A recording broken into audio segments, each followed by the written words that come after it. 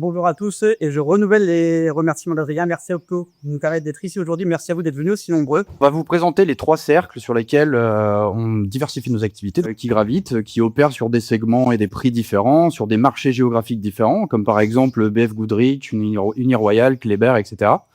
Des marques comme par exemple Black Circle, qui est le numéro 1 de la vente en ligne de pneus. On peut avoir aussi Euromaster, qui est notre centre auto présent en Europe, qui est spécialisé dans le montage de pneus et l'entretien automobile. Et puis on va aller chercher des sociétés comme Resicare, qui se spécialise dans la résine sans formaldéhyde, donc qui était utilisée à la base pour mettre dans les tissus et le textile qu'on a dans nos pneus, mais qui aujourd'hui sert pour tout ce qui est contre-collé et panneaux de bois. On va avoir des entreprises orientées vers l'industrie du médical, comme par exemple Solesis, pour tout ce qui est polymère proche du sang et des tissus. Donc voilà, tout ça pour dire que Michelin, c'est à peu près 120 marques, et aujourd'hui, on diversifie notre activité au-delà du pneu, au-delà du caoutchouc, pour aller sur des marchés à forte croissance.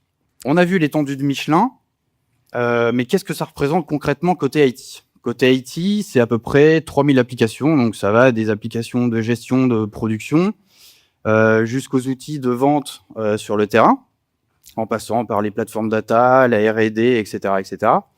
Mais c'est aussi à peu près 500 websites, donc les portails B2B, c'est pas juste Michelin.com, en fait, c'est aussi via Michelin, c'est tous les sites des marques dans tous les pays, etc., etc. Et on parle d'environ 12 000 applications mises à jour par an. Donc ça fait à peu près 230 applications mises à jour par semaine. Donc tout ça, c'est juste pour vous donner un aperçu de ce que ça représente concrètement côté IT chez Michelin. Ce que ça dit en creux, en fait, c'est que Michelin, c'est pas seulement une entreprise du pneu, c'est aussi une entreprise technologique. Donc on a vu tous ces chiffres, toute cette étendue autour des activités, mais savez-vous combien on a de GitLab chez Michelin ?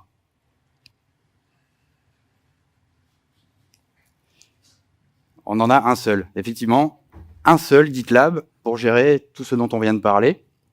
Donc on est sur un GitLab self-hosté, bien sûr, pour des choix qu'on a évoqués tout à l'heure de souveraineté, de secret industriel, etc. Bon, c'est pas tout à fait vrai. On n'a pas qu'un seul GitLab, on a aussi des petites instances diverses, mais gitlab.michelin.com, en gros, c'est une seule instance. Cette slide, pour nous, elle compte beaucoup. J'ai vu qu'il y avait sur les sièges le magazine avec la photo de notre CIO en couverture. Concrètement, ce que je veux dire par là, c'est que pour beaucoup d'entreprises, en fait, l'IT, d'entreprises industrielles, je veux dire, l'IT, c'est un centre de coût, donc c'est plutôt un mal nécessaire. Ici, le message du CEO est plutôt clair, en fait. L'IT, c'est vraiment un levier pour la performance. Et notre CIO, du coup, lui va même encore plus loin, il parle carrément de software company. Donc c'est pas juste un slogan marketing, c'est une vraie conviction stratégique et c'est ce qui va orienter les investissements, les recrutements, les priorités, etc. dans le groupe. Et quand votre dirigeant dit ça publiquement, ça change quelque chose, ça donne une légitimité à tout ce qu'on fait. Donc voilà, c'est juste pour poser le contexte. Michelin, c'est vraiment une entreprise drivée par le software. Et donc, si on est là aujourd'hui sur scène, c'est pour vous parler de notre expérience autour de la mise à l'échelle de ce GitLab.com, ce GitLab self-hosté, pardon. Effectivement, tout n'a pas été rose. C'est pour ça qu'on est là pour vous en parler. C'est qu'on a eu des petits problèmes de scalabilité et on va vous raconter l'histoire de tout ça. Un petit rappel sur l'écosystème GitLab. Donc c'est quoi GitLab ? En gros, si vous allez sur le site de gitlab.com, on arrive très régulièrement et très facilement sur la définition de DevSecOps Platform. Donc ça fait un peu tout. On parle même maintenant de AI DevSecOps Platform. Et nous, le point d'entrée de GitLab chez Michelin, ça a été d'abord la gestion du code source. On était sur SVN à l'époque, donc on revient à peu près en 2017. Et on a sélectionné GitLab pour la simple et bonne raison qu'on pouvait le déployer chez nous assez facilement. Donc on est entré par tout ce qui était gestion de code source, mais on est très vite allé sur la CI/CD avec GitLab CI, et puis après on avait tout ce qui était gestion de projet, gestion de portefeuille avec les issues, les epics, les roadmaps, les milestones, etc. Puis après on est arrivé sur tout ce qui était analyse de code, enfin tout ce qui était sécurité, SAST, DAST, etc. la merge request qu'on pousse de plus en plus chez nous. Et puis après, on a d'autres features qui se sont ajoutées, la conteneur registry, on déploie beaucoup de Kubernetes chez nous. GitLab Pages, on parle aussi de WebID pour faire du code en live sur la plateforme, etc., etc. Enfin bref, tout un tas de features qu'il faut réussir à scaler dans l'entreprise. Quand on regarde ce que ça représente au niveau architecture, donc lorsqu'on va dans la doc, on tombe très vite sur ce schéma qui résume assez bien de très haut ce qu'est GitLab et ce qu'il y a sous le capot de GitLab. En général, on a 2 points d'entrée, donc soit par HTTP, soit par SSH, quand on utilise la commande line Git. Et donc, on arrive en général sur 2 frontaux, donc soit côté SSH avec le GitLab Shell qui va en fait traduire les commandes Shell, les commandes SSH, pardon, vers quelque chose que GitLab peut comprendre derrière, ou le Nginx côté HTTP. Puis ensuite, on va arriver sur un élément qui s'appelle GitLab Workhorse, qui va être là pour alléger le back-end et qui va traiter les opérations style les uploads de fichiers assez gros, etc., ou rediriger du trafic vers Gitali. Donc Gitali, ça va être le composant principal qui va faire les I/O avec Git sur le file system. Et puis on a le Puma, en fait, ce qui est un peu le Tomcat des applications Java. C'est là où va tourner le back-end de GitLab. Et puis sur la gauche, on a tout un système de queuing, de files d'attente, composé par le Redis et le Sidekick. Et évidemment, on a un PostgreSQL. Donc ça, c'est pour vous donner un aperçu global, une overview de ce qu'est GitLab, l'architecture de GitLab. Mais lorsqu'on va un peu plus loin, quand on fouille un peu plus dans la documentation, qu'on essaie de comprendre ce qui se passe vraiment dessous, en fait, on tombe très vite sur ce schéma-là. Et celui-là, il est beaucoup plus complexe. En fait, il y a des agents partout, il y a des exporteurs, il y a des ports ouverts par-ci, par-là. Il y a vraiment énormément de choses qui composent l'architecture de GitLab. Il y a des sentinelles, bref, il y a énormément de petits composants comme ça qui agissent les uns avec les autres. Et en fait, c'est plutôt compliqué à comprendre dès lors qu'on commence à s'y intéresser. Cette architecture, vous pouvez la trouver en ligne. Si vous souhaitez y jeter un œil, ça vous donnera un peu plus de concret. Et du coup, je vais prendre le relais et je vais vous raconter la petite histoire de GitLab au sein de Michelin. Et ce qui est intéressant avec ce retour d'expérience, c'est qu'on a des entreprises avec qui on discute, pour citer par exemple Thales, qui a une histoire à peu près similaire. Donc chez Michelin, Adrien vous l'a dit, ça commence environ en 2017. Pour les besoins de devenir la software company que l'on rêve de devenir, on identifie la nécessité d'installer un GitLab. Donc le product owner de l'équipe de la Software Factory nous met un ticket dans la backlog. Messieurs, on a besoin de ce GitLab au sein de Michelin. Donc nous, on lui dit, t'inquiète pas, Product Owner, on déploie une VM dans notre cloud provider, on fait un Docker run du container GitLab. Dans l'exemple, j'exagère un peu, je mets même pas les données dans un volume. Je vous rassure, c'est pas vraiment ce qu'on a fait. On fait un curl localhost sur la machine virtuelle. PO, c'est bon, il n'y a plus qu'à mettre un proxy devant. On a un GitLab, ça fonctionne. Vous pouvez avoir l'impression que je suis un peu dans la caricature, mais alors, pas du tout. En réalité, on est parti sur une solution simple, efficace.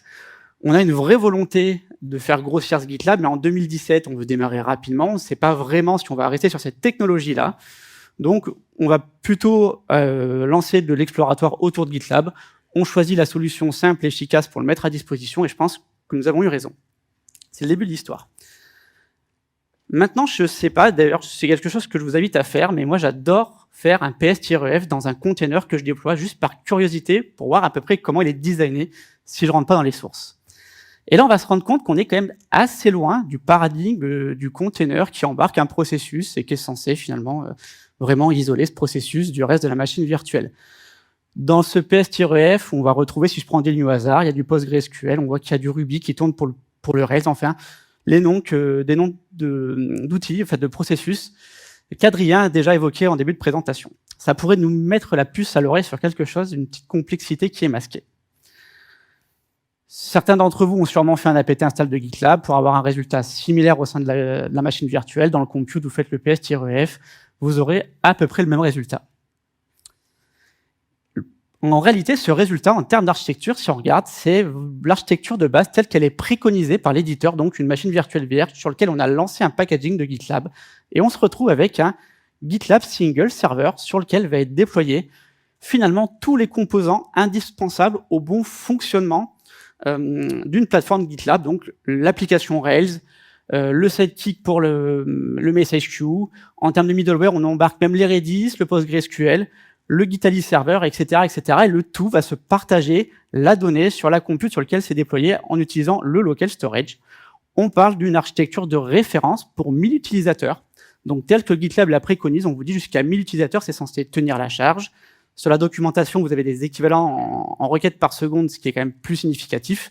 Mais le nombre d'utilisateurs est un bon indicateur. On aime bien discuter, pointer certains modèles de l'architecture en fonction de ce nombre pour comprendre laquelle nous ciblons. Alors, pourquoi en fait on a vraiment ce résultat? On a fait un Docker run de GitLab, on a fait un apt install de GitLab et on a vu qu'on avait plein de processus qui tournaient.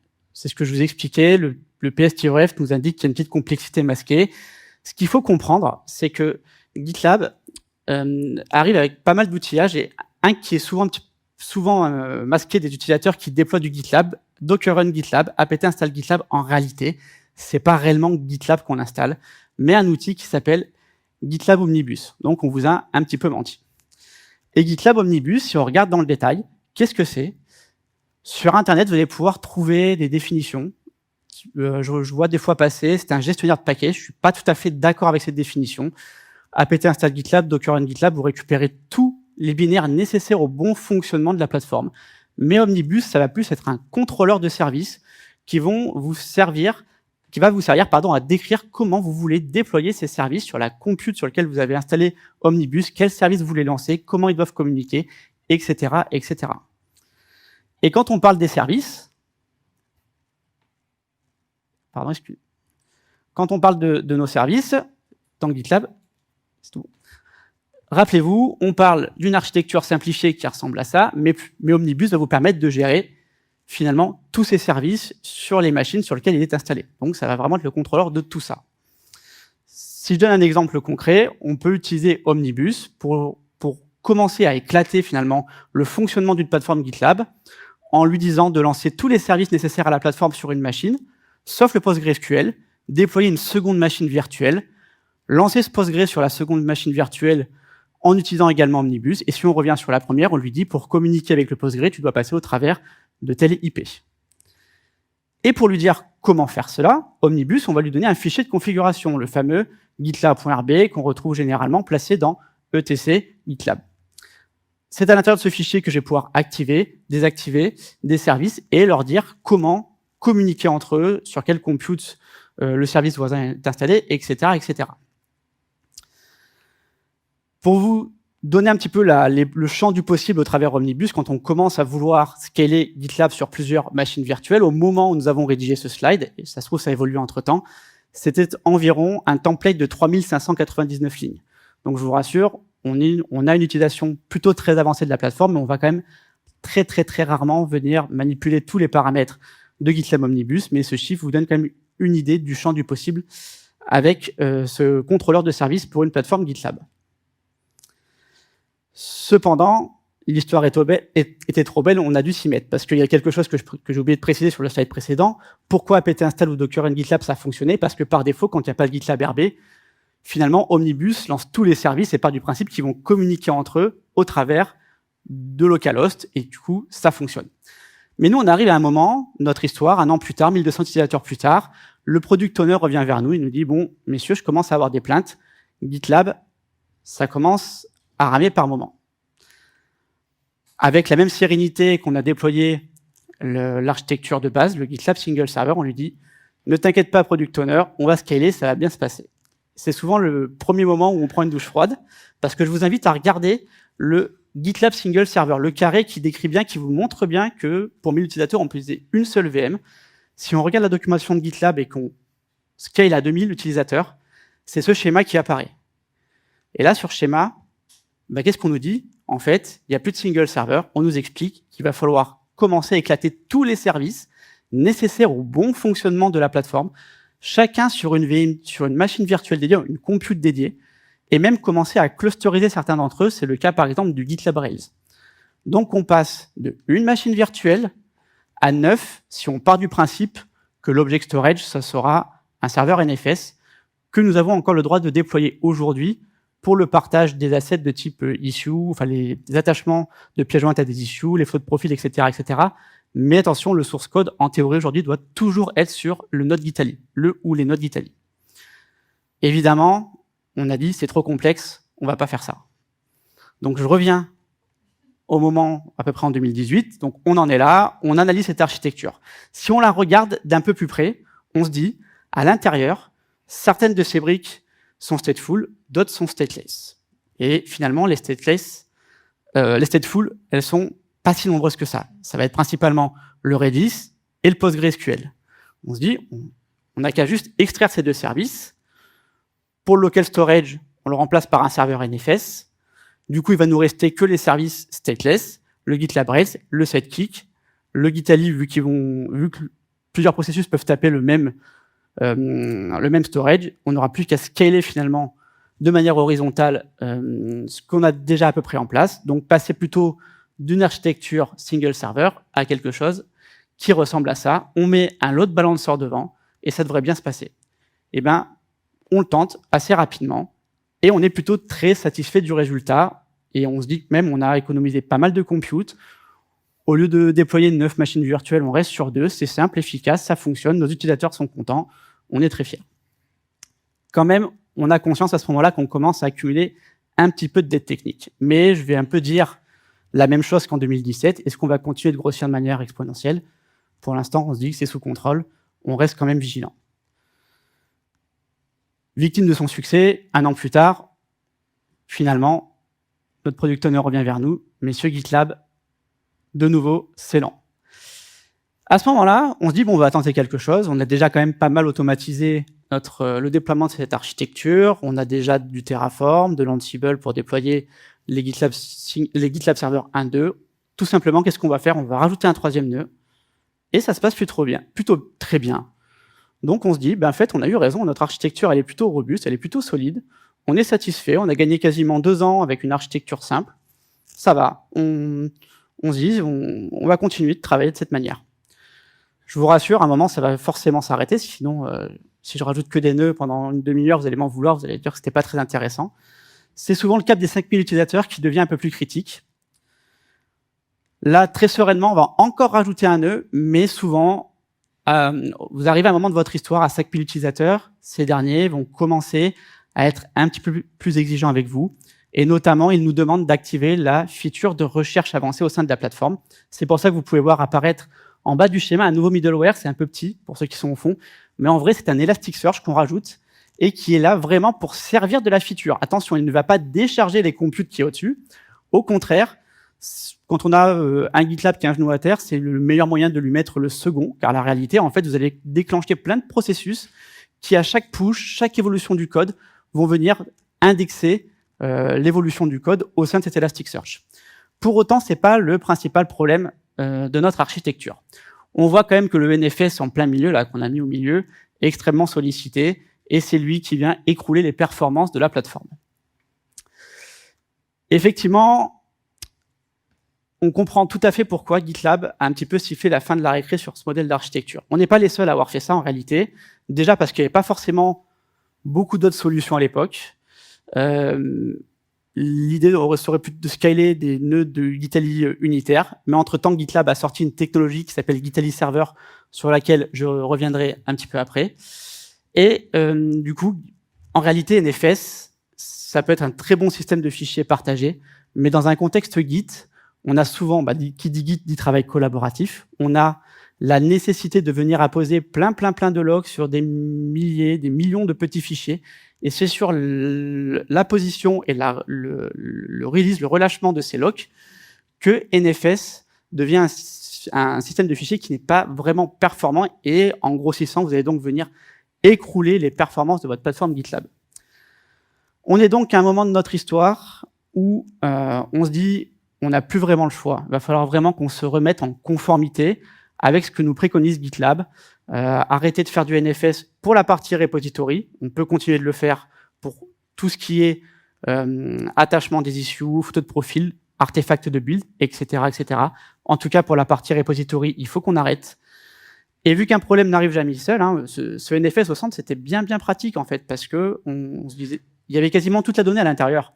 Donc, un petit snapshot du NFS nous permet d'avoir un backup intégral, consistant. C'était génial, mais là, donc, il va falloir revoir cette stratégie de backup. Et quand on parle d'une stratégie de backup pour 4 Tera de repository, on sait que ça peut vraiment se compliquer, surtout quand on connaît les performances de l'utilitaire de backup que fournit GitLab, qui ne nous satisfait pas vraiment à cette époque. Maintenant qu'on s'est dit ça, on se dit, qu'est-ce qu'il faut qu'on fasse? C'est à ce moment-là qu'on donne des cheveux blancs à notre product owner, parce qu'on lui dit, c'est pas un petit ticket de scaling qu'il faut mettre en place, là c'est une épique complète, et voir comment on va déployer tout ça. Pour 5000 utilisateurs, c'est ça que vous préconise l'éditeur GitLab. Alors là, on arrive vraiment sur quelque chose, vraiment penser scalabilité, qui se déploie vraiment plus massivement. Il y a même de nouveaux services qui apparaissent, avec par exemple le Consul au milieu, qui va être un cluster qui va vous permettre de faire du service discovery, vous permettre de rajouter à l'avenir des nœuds sidekick, des upscaler, des downscaler. À peu près pareil pour tous les services. Il y a du load balancer interne pour que ces services communiquent entre eux. La partie database est devenue un cluster de PostgreSQL avec du PG Bouncer pour optimiser le pool de connexion. Le Gitali cluster, qui était un simple node Gitali à l'époque, là, c'est carrément donc un cluster qui a besoin de sa propre persistance pour faire de l'évaluation entre chemin virtuel et chemin réel sur les nodes en dessous, avec un prefect en frontal qui, lui, va gérer justement un petit peu, va faire le proxy au niveau de ces Gitali. Ça devient vraiment une très grosse architecture qui nous effraie un petit peu, mais finalement, on n'a plus le choix que de mettre en place cette dernière. Si on résume l'architecture que je viens de vous afficher, pour 5000 utilisateurs, GitLab vous préconise de passer sur un déploiement de 31 machines virtuelles sur lesquelles on va lancer 15 services différents. On a parlé d'Omnibus, mais au final, Omnibus ne permet même pas de gérer tous les services préconisés par GitLab à ce moment-là. Il y en a seulement 11. Pour les autres, on ne sait même pas trop ce qu'on va faire. Par exemple, les load balancers. La backup stratégie, comme expliqué, il va falloir la revoir, puisque notre bon vieux NFS, il ne devrait plus exister à l'avenir. Et surtout, ce qu'on veut faire, c'est être une équipe qui passe également réellement à l'échelle, en capacité de transmettre quelque chose de standard pour le déploiement de GitLab, et arrêter de souffrir à l'avenir, justement pour ces évolutions d'architecture, essayer d'avoir un outil managé qui va nous permettre de suivre les cycles de release de GitLab sans souffrir et de manière beaucoup plus fluide que ces dernières années. Bon, alors comment on réagit à tout ça? En fait, on galère vraiment là sur les derniers scaling parce qu'effectivement, on multiplie les nodes et on sent bien que quand même il y a le goulot d'étranglement NFS qui commence à nous mettre la corde au cou. Donc on se dit bon, il faut qu'on change de stratégie. Puis on discute avec d'autres groupes. On commence à entendre parler d'un outil Get. Nous, on l'avait vu passer aussi au travers de notre veille open source. Et on se dit bon, c'est peut-être le moment d'y aller. Qu'est-ce que c'est Get globalement? Donc Get pour GitLab Environment Toolkit. C'est en fait un ensemble de playbook Ansible et pareil côté Terraform qui gère l'infrastructure de GitLab et le déploiement de GitLab on top de cette infra. Le gros avantage de ce truc-là, c'est que c'est pensé pour déployer des architectures de référence, donc du 1000K, 2000K, 5, 10, jusqu'à 50. Et donc ça, c'est super parce qu'en fait, ça nous permet de déployer des GitLab exactement comme GitLab le préconise de le faire. Bon, malheureusement, c'est pas magique, hein, parce que quand même, quand on va sur le repo, on regarde le README, et puis une des phrases qu'on voit direct, le gros disclaimer, c'est il vous faut des solides compétences forcément en Terraform, il vous faut des compétences en Ansible, évidemment, puisque c'est les deux technos qui sont utilisés sous le capot, mais aussi en administration GitLab. Il faut comprendre les mécanismes de cluster, le Gitali, les load balancers, tous les composants, faut les maîtriser en dessous, sinon en fait on sera incapable de les configurer exactement comme on veut qu'ils soient faits dans l'entreprise. C'est vraiment l'outil qui nous a permis de nous échapper de la situation dans laquelle on galérait vraiment. Si on devait retenir les principaux intérêts de l'utilisation de ce produit open source, c'est le fait que ça vienne avec des composants additionnels, comme par exemple le monitoring inclus. Lorsqu'on déployait nous notre GitLab, donc on avait en fait aussi des recettes Ansible pour pouvoir déployer notre GitLab, et c'était tout. On avait l'infra qui était prête, mais on ne déployait que l'application. Là, il fallait configurer tous les exporteurs, ouvrir les ports dans tous les sens, balancer dans le Prometheus, etc., etc. Avec Get, ça vient directement avec la solution. Donc c'est génial parce qu'en fait, il suffit de scaler pour qu'en fait tout soit aussi intégré dans le Prometheus. Le seul truc qu'on a eu à faire, c'est de démarrer un Grafana à côté, d'importer les dashboards qui sont pré-built par GitLab.com. On les a pris et tout marchait clé en main. Et ça, c'est vraiment génial parce que observer une stack avec autant de VM, autant d'infra dessous, c'est carrément indispensable. Le deuxième point, super important, c'est que ce projet, GitLab Environment Toolkit, il fonctionne sans qu'on ait besoin de le forker. Et donc ça, c'est hyper important pour nous parce qu'on n'a pas envie de se galérer à chaque fois à merger avec l'upstream ou à récupérer tout ce qui vient de gitlab.com ou les évolutions du projet. Là, on l'a juste inclus en tant que submodule et on a customisé dedans. Et quand je dis customisation, c'est quasiment tout. En fait, on peut choisir les distributions qu'on veut sur nos VM. On peut choisir comment on va faire notre post-install sur toutes les machines parce qu'on a un peu d'enforcement côté VM. Donc ça, on a pu le faire. Les custom tasks, on peut les amener. Donc les custom tasks, c'est des tasks schedulés côté GitLab qu'on peut mettre en place pour, par exemple, regarder comment se comporte l'instance. Par exemple, nous, on veut absolument pas de projet ouvert en public. Donc en fait, toutes les nuits, on regarde et puis on rebascule les projets publics vers des ouvertures plutôt internes. Donc tout ça, on le fait grâce à des custom tasks et on a pu les mettre assez facilement. Et bref, on peut faire vraiment énormément de choses sans forker. Et ça, c'est génial. Ça vient avec la feature de no downtime. Donc, quand on a une instance à plus de 5000 users, en downtime, c'est carrément non négociable. Donc, ça, c'était assez compliqué à faire. Avec Get, ça vient quasiment clé en main. Un autre point, évidemment, sur la sovereignty. Ça nous permet de déployer notre GitLab comme GitLab l'entend, comme tel que GitLab peut nous supporter, mais chez nous. En fait, c'est vraiment multi-provider. Vous pouvez l'utiliser pour déployer sur de la AWS, sur de l'Azure, comme dans notre cas, sur du Google. Bon, ça fait pas l'OpenStack encore, mais globalement, si on veut changer de provider, on peut le faire assez facilement. Et le dernier point, le côté reproductible. Précédemment, sans utiliser Get, si on perdait notre instance, on savait les réinstaller, mais on n'avait pas toute l'infra dessous. Là, l'idéal, c'est qu'on peut vraiment tout détruire et tout reconstruire vraiment assez simplement. Et ça, c'est un point non négligeable quand on fait du self-hosté. On voulait passer à la démo, mais en fait, ce qu'on s'est dit, c'est que ce serait mieux que vous veniez nous voir juste après dans l'atelier en salle Neptune, parce qu'en fait, elle est un peu longue et on aborde pas mal de choses. Donc, vous pouvez venir nous voir juste après en salle Neptune. On vous parlera de tout ça et comment ça se matérialise concrètement. On va passer aux takeaways. En ce qui concerne notre expérience, les retours qu'on peut vous faire, c'est si vous choisissez de déployer votre instance chez vous, et on vous le recommande fortement, secret industriel, maîtrise de l'infra, etc., faites-le avec des architectures de référence GitLab. C'est vraiment ultra important parce que même si on pense qu'au début, on n'a que quelques users, on ne sait pas si on va garder GitLab. Si on le déploie en mode single VM, vous allez vous galérer exactement comme on l'a fait. Donc, même si ça peut sembler overkill au début, vous allez y gagner sur le long terme. Donc, déployez votre GitLab avec au moins une architecture 1000 users. C'est vraiment indispensable. Le deuxième, c'est que GitLab Environment Toolkit, c'est pas magique, mais c'est vraiment solide. Donc, comme on le disait tout à l'heure, il faut quand même avoir des notions Ansible, Terraform, GitLab Administration. Mais vous pouvez vous baser dessus, les yeux fermés, c'est vraiment un produit qui est vraiment mature. Le troisième point, si vous utilisez Get, n'essayez pas de forker, c'est vraiment une mauvaise idée. Le quatrième, c'est un point sur lequel vraiment on a galéré, le backup, parce que le seul moyen de garantir la cohérence entre le file system, donc ce qu'il y a vraiment sur les disques, et ce qu'il y a dans la base de données, c'est le backup qui est fait par GitLab lui-même. Donc GitLab CTL backup. Sans ça, aucun moyen de garantir cette cohérence, et donc on est obligé de s'appuyer sur cette commande. Sauf que cette commande, dès qu'on a une instance assez grosse, par exemple comme la nôtre, 4 à 6 Tera, ça prend plus de 24 heures. Et donc quand on a des objectifs de backup à moins de 12 heures, enfin des backups frais de moins de 12 heures, bah, c'est tout simplement impossible. Donc on a dû vraiment au début se batailler avec ça. Donc pensez vraiment à votre stratégie de backup dès le départ. Et puis dernier point, restez vraiment sur du self-hosté, c'est vraiment indispensable. On a maintenant des outils pour pouvoir le faire à la maison sur nos serveurs, tout en gardant la main sur l'infrastructure, sur la façon dont on déploie. On ne dépend pas de GitLab sur les mises à jour, on active les features qu'on veut, on a notre compétence en termes de déploiement de notre stack de code source. C'est vraiment un point ultra important lorsqu'on est plutôt en industriel.